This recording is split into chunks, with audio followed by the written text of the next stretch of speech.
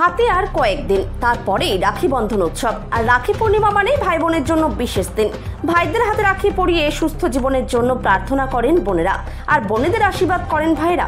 এটা এমনই একটা উৎসব যা ভাই ও বোনের মধ্যে বন্ধন আরও মজবুত করে। হাতে আর সময় না থাকায় ব্যবসায়ীরা রাখির পসরা সাজিয়ে বসা শুরু করেছে নিজ নিজ প্রতিষ্ঠানগুলিতে। সময়ের সাথে সাথে রাখিতেই আধুনিকতার ছোঁয়া দেখা যাচ্ছে। এখন তো কাস্টমাইজ রাখি পাওয়া যাচ্ছে অর্ডার দিলেই। হাতে আর সময় না থাকায় সাধারণ রাখির পাশাপাশি কাস্টমাইজ রাখি তৈরি করতে ব্যস্ত কালিয়াগঞ্জের হাসপাতাল পাড়ার বাসিন্দা তিতলি সাহা। ছোটবেলা থেকেই হাতের কাজের খুব শখ, তাই পড়াশোনার পাশাপাশি বিভিন্ন ধরনের রাখি বানানোর পাশাপাশি কাস্টমাইজ রাখি বানাচ্ছে রাত দিন এক করে বাড়িতে বসেই। তাকে পূর্ণাঙ্গ সহযোগিতা করে তিতলির বাবা ও মা। তার হাতের তৈরি রাখি তাদের নিজস্ব দোকান থেকে বিক্রি করবে, পাশাপাশি কাস্টমাইজ রাখিগুলি অনেকে অর্ডার করেছে। বাবার সাথে কলকাতা গিয়ে রাখি তৈরির সামগ্রী কিনে এনে বাড়িতে বসেই রাখি তৈরি করছে তিতলি।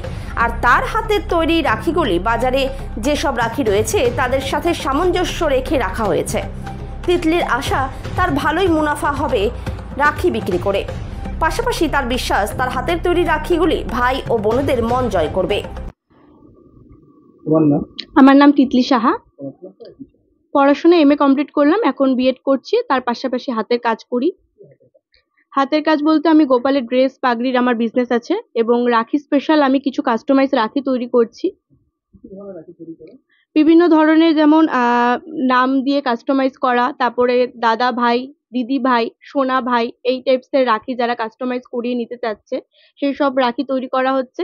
এবং আমি আমার নিজের দোকান আছে, দোকানের জন্য কিছু কিছু রাখি তৈরি করছি, সেটিও রেডি করা হচ্ছে রাখির আগে আগে। একটু নতুনত্ব চেষ্টা করার হচ্ছে।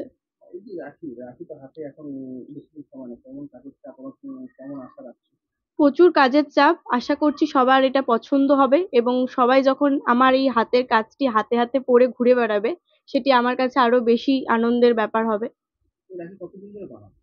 রাখি এই বছর নতুন আমি কাস্টমাইজ করা স্টার্ট করেছি, এবং এর আগেও আমি আলাদা আলাদা রাখি বানাতাম, যেগুলা এতটা নাম লেখা টাইপস থাকতো না।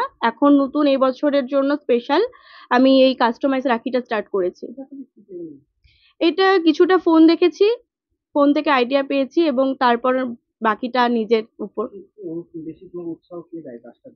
কাজটার জন্য বাবা মা তো খুবই আমাকে সাহায্য করেছে, এবং আমার বাবা আমাকে সবসময় এই মেটেরিয়ালস নিয়ে আসা থেকে শুরু করে প্রত্যেকটা কাজ করার আগে একটু করে সাহায্য করে, কিভাবে বানাবো না বানাবো। ম্যাটেরিয়ালস গুলো কলকাতা থেকে নিয়ে আসা হয়। সে তো অবশ্যই অনেকটাই আনন্দ হবে যখন নিজের বানানো জিনিস এত লোক পড়বে এবং পছন্দ করবে। এর থেকে বড় আনন্দের তো আর কিছু নেই। প্রচুর প্রচুর কাজের চাপ আছে, আরো অনেক কাস্টমাইজ রাখির অর্ডার পড়েছে এবং সেগুলি রেডিও হচ্ছে। জানি না কতটা তৈরি করে দিতে পারবো।